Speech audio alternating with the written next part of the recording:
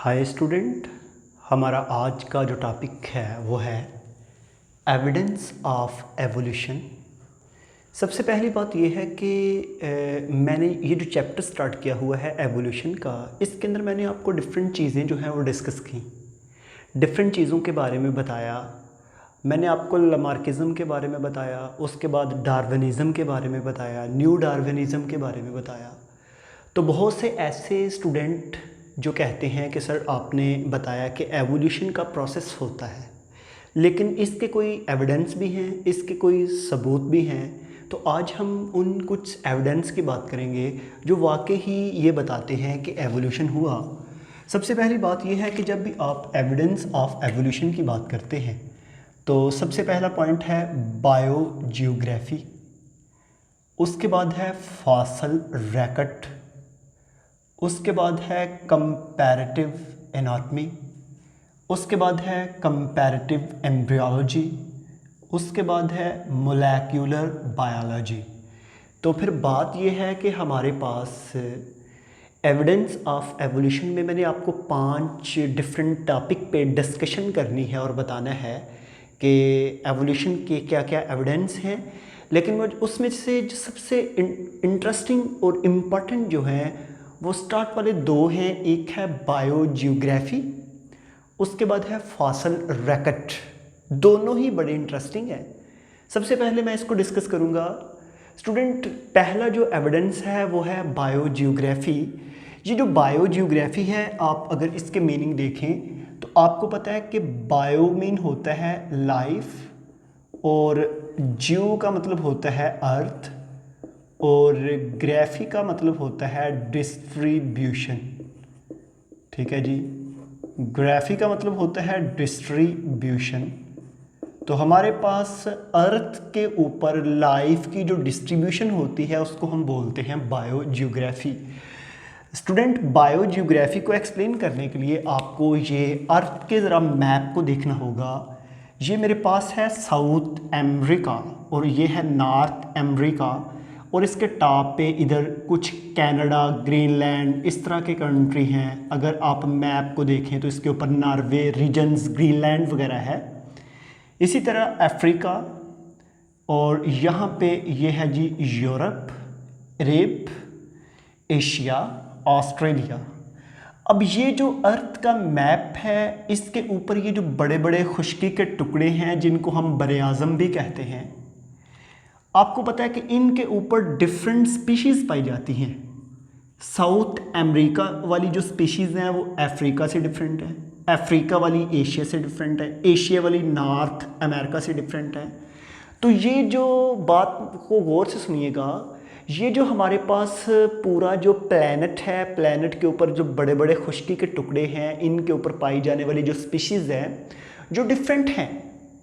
एक बरे-आज़म की स्पीशीज़ दूसरे बरे-आज़म से मुख्तलिफ है। ठीक है, अब ये मुख्तलिफ क्यों है? इसकी मेन रीज़न है इन्वायरमेंटल फैक्टर, क्योंकि आपको पता है कि हर बरे-आज़म का क्लाइमेट कंडीशन डिफरेंट है, जिसकी वजह से वहाँ की स्पीशीज़ भी डिफरेंट है। ऐसे हमारे पास जब भी आप देखते हैं बायोजियोग्राफी, तो पहला पॉइंट है जियोग्राफिकल डिस्ट्रीब्यूशन। मैंने आपको बताया कि पूरे प्लैनेट के ऊपर हम डिस्ट्रीब्यूशन करते हैं स्पीशीज़ की। और एक चीज़ आपकी बुक में भी लिखा हुआ है कि ये एक आइलैंड है और इसका जो नेबर आइलैंड है, इसके ऊपर पाई जाने वाली स्पीशीज़ एक दूसरे से डिफरेंट है। ठीक है जी। तो एक चीज़ यहाँ पे मैं आपको फिर बताऊँ, आपकी बायोजियोग्राफी के अंदर एक एग्जाम्पल बताई गई है जिसको हम बोलते हैं आर मैडुलस। ये जो आर मैडुलस है ना, ये एक एनिमल्स है और ये रैट से ज़रा बड़ा होता है, रैट की तरह का होता है, इसकी बॉडी के ऊपर स्केल होते हैं। अब ये जो आर मैडुलस है ये पाया जाता है अमेरिका में, बरे-आज़म अमेरिका जो है उसमें ये है। ठीक है, लेकिन ये बाकी जो है बड़े बड़े बरे-आज़म खुश्की के, इसके ऊपर नहीं है। मेरी बात को ज़रा गौर से सुनिएगा। ठीक है, लेट्स सपोज मैं ऑस्ट्रेलिया की बात करता हूँ, मैं कहता हूँ जी वहाँ पे कैंगरो है नेचुरली जंगलों में, तो बाकी अगर एशिया में या इन जंगलों में देखें तो वहाँ पे कैंगरो नहीं है। इसी तरह पांडा है, पांडा अगर चाइनीज़ रीजन में है तो बाकी रीजन पे नहीं है। अपोसम अगर नॉर्थ अमेरिका में है तो बाकी रीजन में नहीं है। मेरी बात को अंडरस्टैंड कर रहे हैं कि कुछ ऐसी स्पीशीज़ हैं जो एक स्पेसिफिक एरियाज में है। अब इसको मैं और मैजिलस को मैं आपको ज़रा थोड़ा सा एक्सप्लेन कर दूं। बात इस तरह है कि अगर और मैजिलस ये अमेरिका में है, ठीक है जी, अब बात ये है कि वो अफ्रीका में क्यों नहीं। स्टूडेंट बात काबिल गौर है, वो अफ्रीका में क्यों नहीं, क्योंकि जब ये दोनों बरे आज़म इकट्ठे थे तो वहाँ पे एक ही एनिमल्स था। फॉर एग्जांपल उसकी थी 100 स्पीशीज़। जब ये डिवाइड हुए 50 स्पीशीज़ इधर आ गई, 50 इधर आ गई। इधर वाली जो 50 स्पीशीज़ हैं उनमें मॉडिफिकेशन होती गई, वो इस माहौल के तहत किसी और स्पीशीज़ में कन्वर्ट हो गई, और इधर वाली जो है वो अपने माहौल के मुताबिक किसी और स्पीशीज़ में कन्वर्ट हो गई। समझ आ रही है? तो जिस तरह के मैं यहाँ पे अगर आपको समझाऊँ तो मैंने उस दिन पहले भी बताया था कि जब ये सारे के सारे जो बरे-आज़म हैं जब ये इकट्ठे थे, जिसको हम पिंजाई फार्म कहते हैं, तो इसके ऊपर अगर इंसान था, होमो सैपियंस था इसके ऊपर अगर, तो जब ये डिवाइड होके जब ये सेपरेट होने शुरू हो गए तो इसके ऊपर इंसान जो हैं वो डिफरेंट बरे-आज़म पे डिवाइड हो गए। और आज आप देख लें इंसान, एक बरे-आज़म के इंसान दूसरे बरे-आज़म से टोटली डिफरेंट है। आप देख लें अफ्रीका के जो नाइग्रोज हैं, अगर आप उनको यूरोप से कंपेयर करें तो वो 100% डिफरेंट है। मतलब उनके क्रोमोसोम्स तो सेम हैं बट फिज़िकली उनके जो हैं उनकी शक्ल शुबाहत जो है वो बिल्कुल डिफरेंट है दूसरे बरे आज़म से। ऑस्ट्रेलिया की उनसे डिफरेंट है, एशिया की नॉर्थ अमेरिका से डिफरेंट है। समझ आ रही है? तो इस तरह हमारे पास जो है ये क्लाइमेट कंडीशन और जियोग्राफिकल डिस्ट्रीब्यूशन जो है ये बड़ा रोल प्ले करती है किसी भी स्पीशीज़ के अंदर अडेप्टेशन लाने में और एनवायरमेंटल फैक्टर में पार्टिसिपेट करती है। ठीक है, अब इसको ज़रा और बेहतर अंदाज में एक्सप्लेन करने के लिए हमें नेक्स्ट हेडिंग की जो है वो हेल्प लेनी पड़ेगी, जिसका नेम है फॉसिल रिकॉर्ड्स। ठीक है, यहाँ पे ये तमाम पॉइंट मैंने बता दिए। मॉडिफिकेशन, डिसेंडेंट मीन के जो ऑर्गेनिज्म इधर आगे वो मॉडिफाई होके और में कन्वर्ट हो गए, उधर वाले जो है वो मॉडिफाई होके किसी और स्पीशीज़ में कन्वर्ट हो गए। असल में जो स्टूडेंट पॉइंट है ना वो है जी फॉसिल रिकॉर्ड। ठीक है जी, फॉसिल रिकॉर्ड को आपको मैं समझाने के लिए ना मैं सिंपल सी एक एग्जांपल देता हूँ, मेरी बात को ज़रा गौर से सुनना है। देखें जी स्टूडेंट, पाकिस्तान में मैं कुछ आपको डिस्ट्रिक्ट के बारे में बताता हूँ। District Jhelum, district Chakwal, district Mandi Bahauddin, district Sargodha, district Khushab. इनके दरमियान में एक रेंज है जिसको हम साल्ट रेंज कहते हैं। वो जो साल्ट रेंज है जिधर खेवरा माइन भी है, वो साल्ट रेंज में कई हज़ार साल पहले वहाँ पे, करोड़ साल पहले वहाँ पे एक समंदर था जिसको हम इथीस सी भी कहते हैं। ज़ूऑलॉजी वाले इसको अच्छा जो है वो समझ रहे होंगे जो बीएससी वाले हैं। वैसे जो एफएससी वाले हैं वो भी ज़रा सुने। वो इस रीजन में एक सी था जिसको हम इथीस सी कहते हैं। ठीक है, अब क्या होगा कि जब ना मतलब दो खुश्की के टुकड़े हैं बड़े बड़े, फॉर एग्जांपल ये दो बड़े बरे आज़म हैं, इनके सेंटर में ये समंदर है। जब ये दो बरे आज़म आपस में आहिस्ता आहिस्ता मूव करते हैं, आपको पता है बरे आज़म नज़दीक आते हैं। जब ये नज़दीक आए, जब ये एक दूसरे के साथ टकराते हैं, टकराने के बाद ना सेंटर वाला रीजन जो है वो सारे का सारा पहाड़ बन जाते हैं। जब बरे आज़म टकराते हैं तो पहाड़ बन जाते हैं। अब जब ये दोनों बरे आज़म जब मिले, सेंटर में समंदर ख़त्म हो गया, पानी समंदर का रहा, वो वाटर वेपोरेट हो गया और पीछे नमक रह गया, सॉल्ट रह गया। और वो जो साल्ट है वो कहाँ से आया? क्योंकि आपको पता है कि जो सी का वाटर टेस्ट होता है वो वैसे ही साल्टी है, क्योंकि जितने भी लिविंग ऑर्गेनिज्म हैं जब वो डेड होते हैं तो उनकी बॉडी के अंदर जो सोडियम क्लोराइड है वो डिज़ोल्व हो जाता है पानी के अंदर। समझ आ रही है? तो वहाँ से फिर जो है हम उसके एक्सट्रैक्शंस भी करते हैं। ठीक है, अब बात क्या है, मेरी बात को ज़रा गौर से सुनिएगा। बात हम कर रहे हैं फॉसिल रिकॉर्ड की। ठीक है स्टूडेंट, ये मेरे पास ना हम अर्थ को बना लेते हैं ऐसे, ये जी ज़मीन ऐसे जो है गोल है। ठीक है जी, अब ये ज़मीन गोल है। ज़मीन के ऊपर आपको पता है कि ज़मीन में 3 रीजन हैं। एक सेंटर में है जिसको हम कहते हैं कोर, और कोर के बाद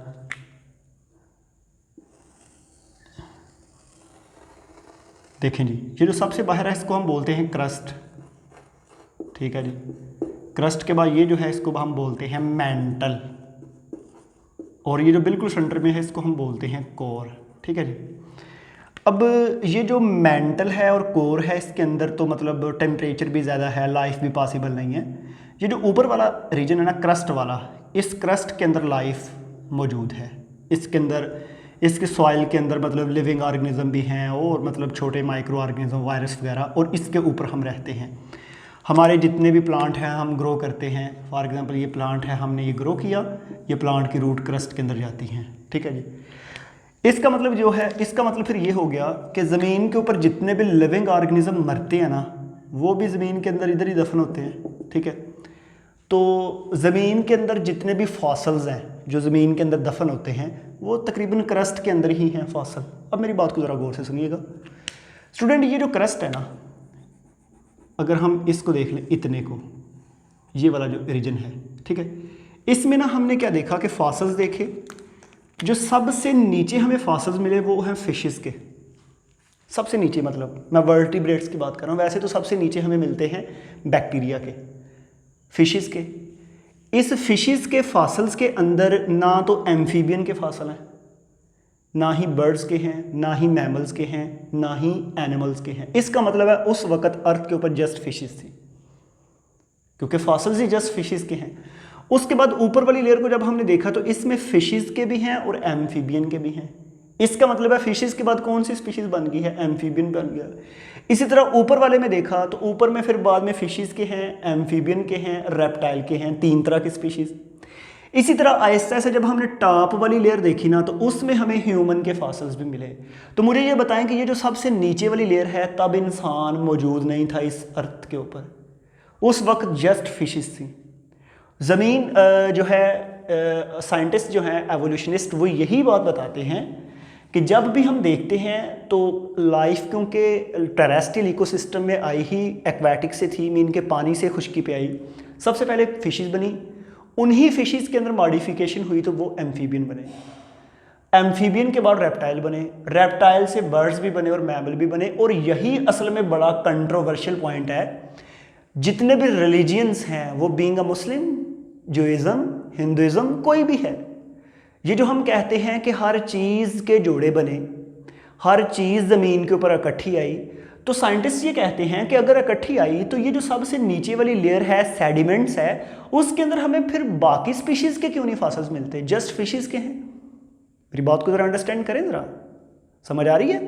तो उस वक्त जस्ट फिशेस के हैं। मैं इसको आप और आसान समझाने के लिए आपको, कि आपको और समझ आए, जैसा कि देखें स्टूडेंट, अभी ना इस वक्त मैं डिस्ट्रिक्ट नारोवाल में हूँ। हमारी बैक साइड पे ये जो रीजन है, ये जम्मू का रीजन है, कोहमालिया रीजन है, पहाड़ों का सिलसिला। उस रीजन से फ्लड आता है, बहुत सीवियर किस्म का नेचुरल डिज़ास्टर। वो जितनी भी स्पीशीज़ हैं तमाम को अपने साथ बहाता है, बहा के सिंध और इंडस वैलीज़ के आगे फेंक देता है बहेरा अरब के अंदर जाकर। ये जितने भी लिविंग ऑर्गेनिज्म हैं, इंसान हैं, प्लांट हैं, एनिमल्स हैं, सारे जाके वहाँ पे नीचे दब जाते हैं, इनके ऊपर रेत आ जाती है। करोड़ों साल के बाद जब वहाँ पे फॉसलाइजेशन होती है, या कुछ भी होता है, या इस तरह का कोई भी प्रोसेस होता है, उसके अंदर से इंसान के फॉसल्स अगर निकलते हैं, तो इसका मतलब है ये जब नेचुरल डिज़ास्टर आया तो इसके अंदर इंसान भी मौजूद थे। समझ आ रही है। और वहाँ से अगर जस्ट फिशेस के फॉसल निकलते हैं तो इसका मतलब है उस वक्त जस्ट फिशेस थी, बाकी लिविंग ऑर्गेनिज्म थे ही नहीं। समझ आ रही है। तो ऐसे एक केमिस्ट्री में आपने एक टॉपिक पढ़ा होगा, कार्बन डेटिंग। कार्बन डेटिंग जो है वो इस चीज़ को और अच्छा एक्सप्लेन करती है। फिशेस के फॉसल मिले तो उनकी carbon dating half life check की गई, बहुत पुरानी थी। उसके बाद एम्फीबियन के मिले, वो उससे एडवांस है। उसके बाद रेप्टाइल के मिले, वो उससे एडवांस है। उसके बाद बर्ड और मैमल्स के मिले। तो इस हमारे प्लेनेट के ऊपर जो सबसे मॉडर्न फॉसल्स हैं वो हमें इंसान के मिले हैं, होमो सैपियंस के। ठीक है, तो ये सबसे लास्ट पे बने हैं। इसका मतलब है अगर हम बीइंग एवोल्यूशनिस्ट इस चीज़ पे थोड़ी देर के लिए बिलीव कर लें कि एवोल्यूशन हुआ, तो उसमें क्या होता है कि इंसान जो है वो सबसे मॉडर्न स्पीशीज़ है हैज़ कम्पेयर टू अदर। ठीक है, तो इसका जो है वो जेनेटिक मेकअप भी सारा स्टडी किया जाता है और वो एक अलग चीज़ें हैं। लेकिन ये जो फॉसल रिकॉर्ड है ना, ये चीज़ बड़ी जो है प्रोमिनेंट है। इस पे जो है बहुत सी लोगों का जो है वो पॉइंट देते हैं, इस चीज़ को बड़ा अच्छा वो डिस्कस भी करते हैं। तो फॉसल रिकॉर्ड में हमारे पास पहले ही मैंने पॉइंट बताया कि ये एक स्ट्रॉन्ग एविडेंस है। उसके बाद ये एक विजुअल रिकॉर्ड है जो आप अपनी आंख से भी देख सकते हैं। अक्सर हम ये क्वेश्चन भी उठाते हैं जी रेप्टाइल से बर्ड्स बने, ठीक है। जिस तरह के एक मेल है हम कहते हैं जी वो फीमेल बन गया, तो मेल जब फीमेल बनेगा तो सेंटर में कोई ऐसी स्टेज तो आएगी ना जिसके हाफ कैरेक्टर मेल की तरह के होंगे, हाफ फीमेल की तरह के होंगे। समझ आ रही है?